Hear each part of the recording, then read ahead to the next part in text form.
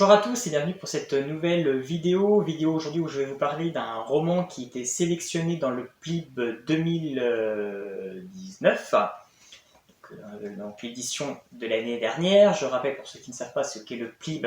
Le PLIB est un prix littéraire de l'imaginaire qui est composé d'un jury en fait de booktubeurs, instagrammeurs, blogueurs qui en fait élisent les meilleurs livres francophones sortis de l'année précédente. Et voilà, ça faisait un moment qu'il était dans ma palle, ce livre. J'avais rencontré l'auteur l'année dernière au Printemps du Livre de Montaigu. Et pour acheter le tome 2, j'avais toujours pas lu le tome 1, donc je me suis dit que c'était l'occasion de m'y plonger. On est sur un livre beaucoup plus, on va dire, jeunesse que beaucoup de choses que je peux lire. Même si au final, après la lecture, parce que voilà, on est sur un livre qui est écrit assez gros, il n'y a pas beaucoup de pages, mais après lecture du livre, on est quand même sur un livre qui n'est pas si jeunesse que ça. Le ton est quand même malgré tout adulte, on a des héros adultes, donc on est quand même sur quelque chose de beaucoup moins enfantin, malgré l'image que ça peut refléter, que ce qu'on peut s'y attendre. C'est juste qu'on reste sur une histoire relativement simple, pas forcément développée de ouf, parce que voilà, on est dans de la jeunesse, donc on ne va pas perdre le lecteur, mais on est sur un ton néanmoins, si ce n'est adulte, en tout cas ado plutôt que jeunesse. Il s'agit de premier tome donc, de Julien Hervieux, au service de Sa Majesté la Mort, et le tome 1 c'est L'Ordre des Revenants, donc de Julien Hervieux. Donc, vous voyez, très jolie couverture, c'est écrit assez gros comme on peut le voir. Donc c'est vrai que, voilà, on est sur, comme je dis, on est sur quelque chose d'assez jeunesse, mais on suit quand même des personnages adultes, car on va suivre Elisabeth, qui est une jeune journaliste indépendante, qui a la vingtaine, et qui vit à l'époque de Londres de 1887, donc à l'ère de la reine Victoria, et voilà, elle aspirait à de grandes choses, elle espérait faire beaucoup de voyages, traverser le monde, faire des grands articles, devenir une grande journaliste. Et elle est montée à Londres pour ça, et évidemment la vie ne s'est pas passée comme elle voulait, et au final elle s'est retrouvée à habiter un tout petit appartement, et à écrire des articles pour un petit journal, mais qui n'est même pas publié à son nom, parce que les femmes forcément à cette époque sont mal vues. Donc en fait elle écrit à travers un journaliste qui lui n'a plus d'inspiration, il a sombré dans la dépression, et donc en fait il met son nom de plume aux articles écrits par Elisabeth. Et en fait, Elisabeth aide donc ce journaliste qui n'a plus d'inspiration, donc il écrit ses articles, et par un concours de circonstances, il va décider de se relancer. Il va partir dans une enquête, et il a réussi à réécrire un article, donc Isabelle voulait le féliciter, donc elle va chez lui pour le féliciter, il n'est pas là. La concierge lui dit vers où il est parti, donc elle part le rejoindre en fait sur les docks. Et là, elle assiste à une scène où en fait, il se fait menacer par deux hommes et par un chef. Et ces deux hommes en fait l'abattent. Et elle voit la scène, donc forcément les hommes en fait, voyant qu'ils ont eu un témoin, veulent l'éliminer aussi. Ils la pourchassent et ils tuent Elisabeth. Donc, Elisabeth est tuée et après elle va se réveiller en fait. Donc là, elle va avoir toute une scène où en fait elle va sortir de son corps. On va la voir en fait en sorte de fantôme. Donc elle va voir son enterrement. Elle va aller carrément jusqu'à la rivière en fait, du passeur, avec forcément le passeur qui amène au royaume des morts. Mais là, elle va revenir sur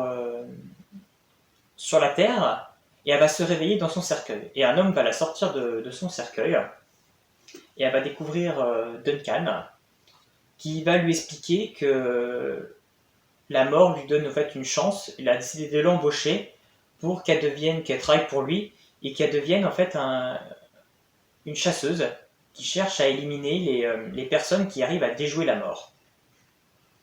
Elle comprend pas trop, elle est embarquée là-dedans.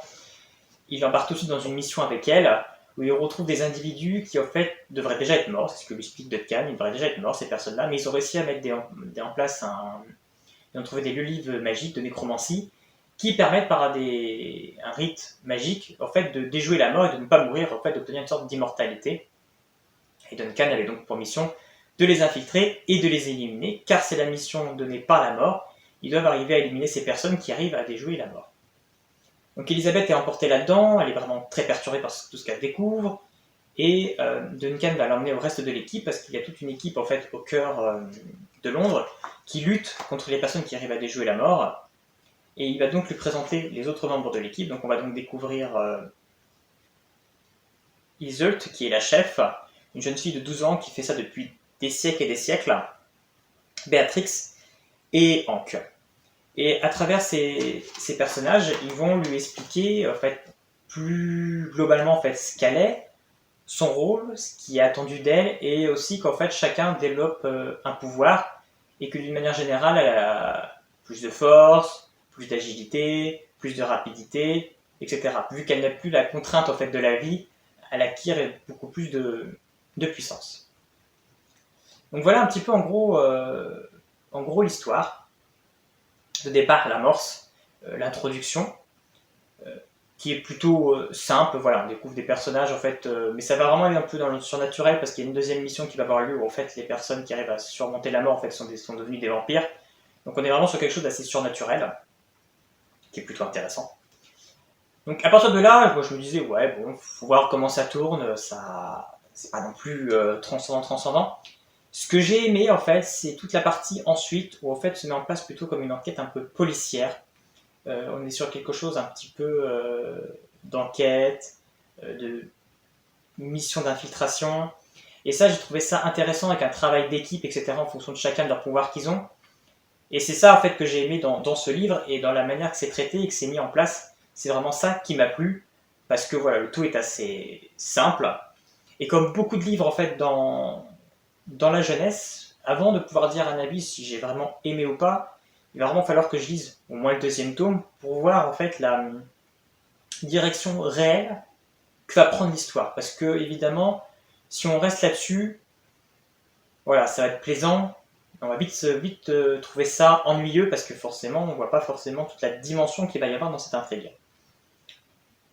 La fin est assez ouverte, laisse des pistes et des interrogations sur beaucoup de choses, donc ça c'est plutôt intéressant. Mais vraiment le point fort moi de ce que j'ai trouvé dans ce roman, c'est vraiment le côté enquête, infiltration et relation entre les personnages qui est très bien mis en avant, et ça je trouve ça vraiment très intéressant parce que des fois dans la jeunesse c'est pas forcément ce qui est mis.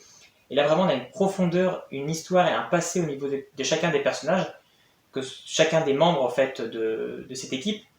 Et ça rajoute vraiment une dimension, une profondeur en fait à l'intrigue et à l'histoire, donc c'était vraiment plutôt intéressant. J'ai passé un bon moment sur ce premier tome au service de Sa Majesté la Mort. Donc je pense qu'il y a vraiment un gros potentiel. Donc j'ai hâte de lire le tome 2. Et en espérant qu'on ait une suite, car apparemment les chiffres ne seraient pas là et l'éditeur ne serait pas sûr de vouloir sortir la suite. Donc à voir. Déjà je reviendrai quand j'aurai lu le tome 2 pour vous en dire plus sur mon avis sur ce livre, plus en profondeur et ce que je trouve sur l'ensemble de la série. Donc si vous aussi vous avez lu Au service de Sa Majesté la Mort, n'hésitez pas à me laisser un petit commentaire pour qu'on puisse nous comparer nos avis sur ce livre. Et puis sinon on se retrouve bientôt pour une prochaine vidéo. À bientôt.